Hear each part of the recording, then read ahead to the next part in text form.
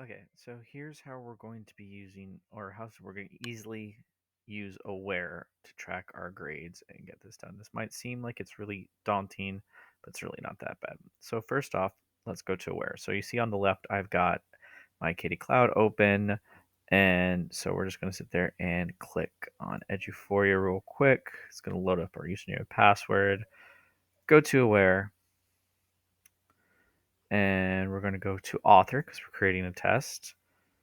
And click New Assessment, and we're going to create a new blank assessment.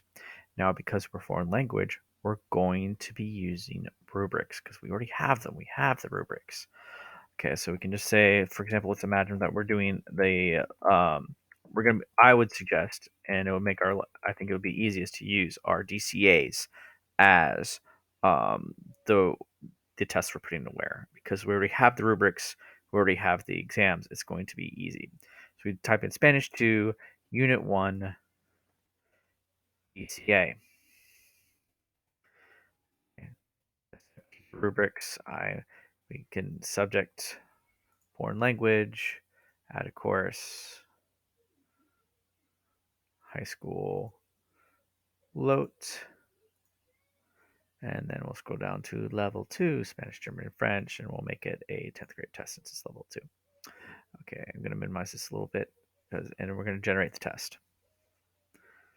Okay, so this is new item. So one of the things here is that it's going to be a new item. So what we're going to go over here and we're going to go over to our Google Drive. So this will be your Google Drive and go to your shared drives and go to KDISD Load. If you want to see what it, if you just clicked on shared drives, it's KDISD Load right there. Um, and then go ahead and you can click on all languages rubrics down here on the bottom right for me. Okay, so what you want to do for creating the rubric is you're going to click on the updated rubrics. And the good news is, voila, look what pops up. Level 1, Level 2 fall. This is exactly one. And it's interpersonal speaking, which the Unit 1 DCA is interpersonal speaking, making plans. So all we pretty much have to do is our first title is going to be comprehensibility. It's going to be that first row. First row. And actually, if you want to just do it, you can just kind of copy and paste. I use Control C, but you can just also right click and um, copy and paste over everything. You don't even have to do that much typing. Rubrics, and then on the description, whatever's understood, can I be understood? Okay, our level 1 is going to be pre-novice.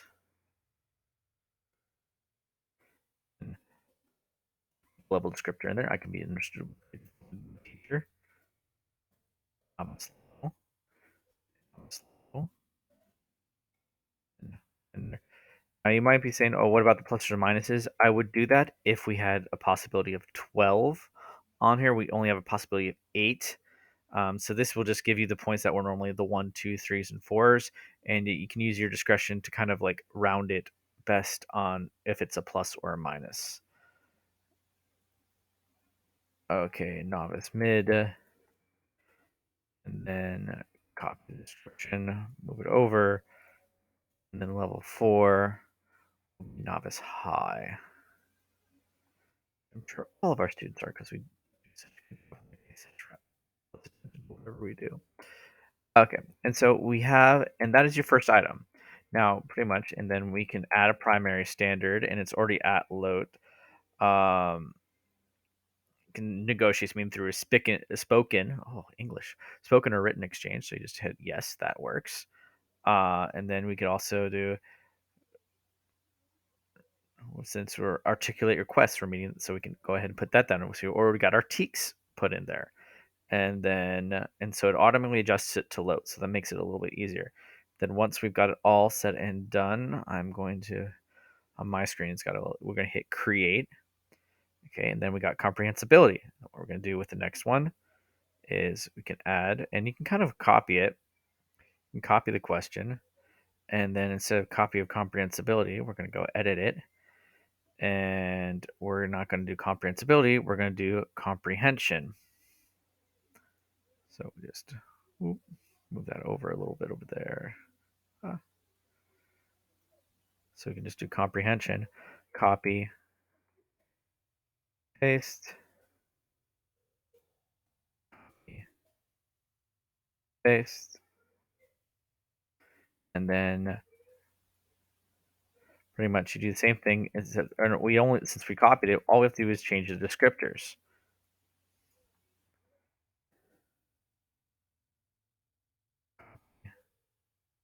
Paste, so, and then we just slide on over